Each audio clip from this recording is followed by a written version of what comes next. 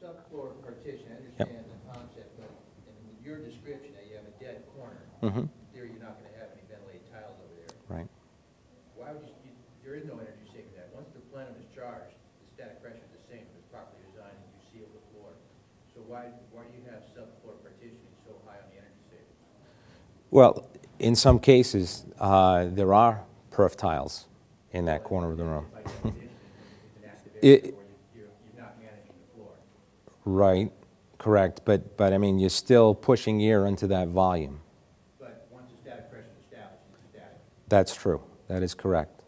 So to your point, if you have large leaks over there or perforated tile, it's an issue. But Right. if you've already maintained further down here, you're sealing your raised floor, and the partitions become ineffective. You know, there are other efficiency gains.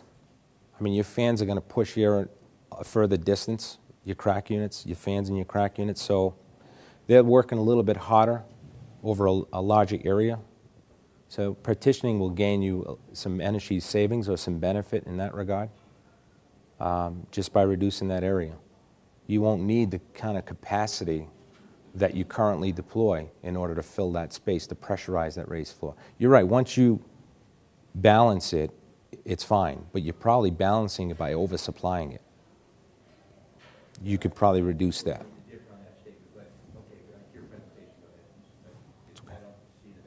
Okay.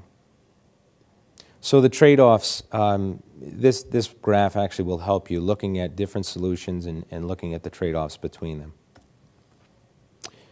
It's important to look at the payback study. Let's look at the numbers. What's the ROI?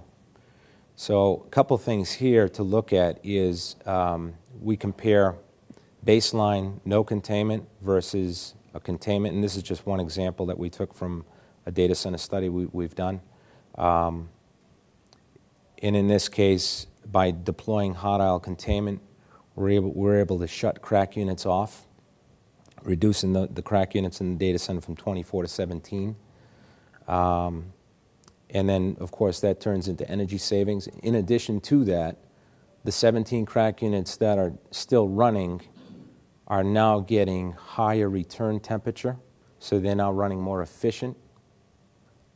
And that's very important. The hot aisle containment will get you that. It'll raise the return temperature, increase the delta T across the coil, and therefore the crack units will run more efficiently.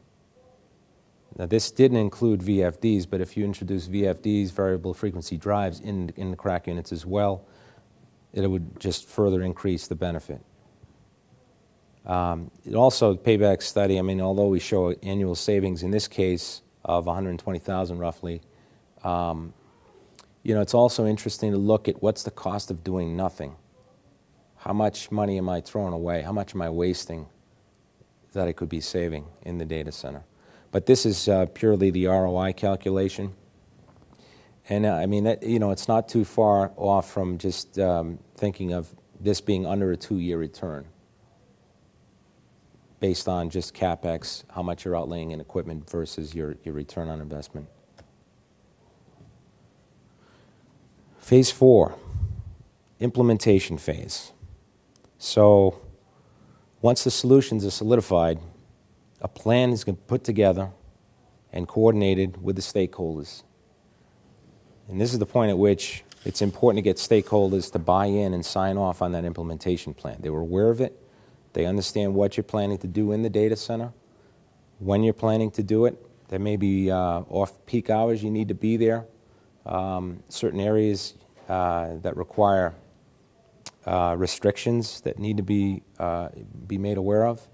So all of these things are very important, and again, communication, vitally important. Some measurements and validation should be conducted to minimize the impact at this phase. And really, this is the point at which you want to establish that your measurements equal your predicted values, or you stop. You stop and you go back to an earlier phase and address it. So very important during the implementation phase is to really take some measurements and make sure that what you're implementing is working. This is an example of a formal method of procedure where we have a formal document that outlays all of the tasks and the timelines agreed upon by the stakeholders. And very important to communicate this right up front.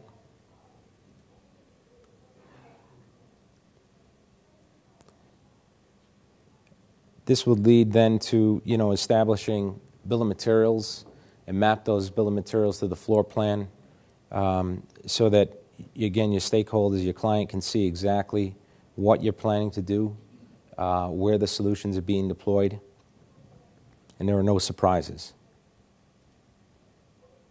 This is a map of really showing the solutions.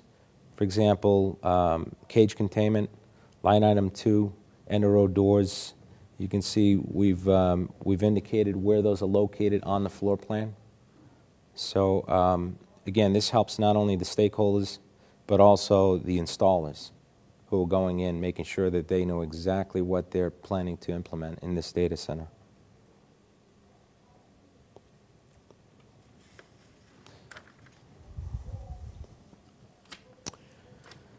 Okay, phase 5, measurement and validation. This is really the key stage where now after you've implemented your solutions, you go back in and, is it working, okay?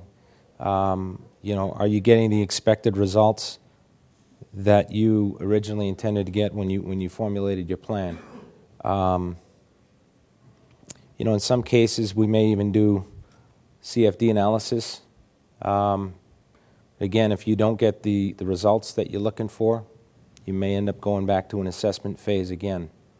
There's one example of CFD analysis, and in looking at this, you may say to yourself, well, the before and after is showing higher temperatures on the back of the rack. Do I really, is that really the expected result? And in this case, it is. In the hot aisle containment zone, this is what we expected. So some would look at this and say, well, geez, that's a bad thing. Why am I getting higher temperatures? But again, it is the expected result for this particular deployment.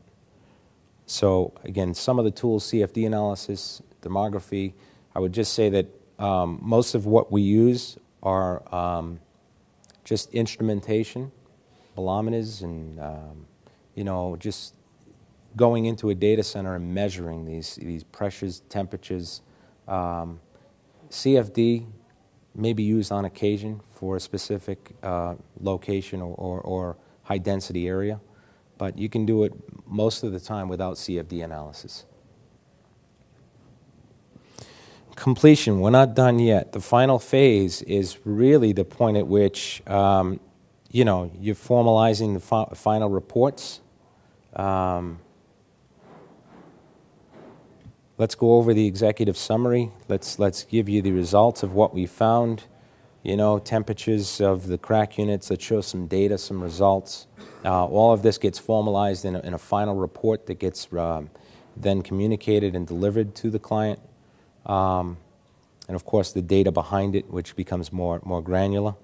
It's also the point at which you show your results and compile those for the utility rebates.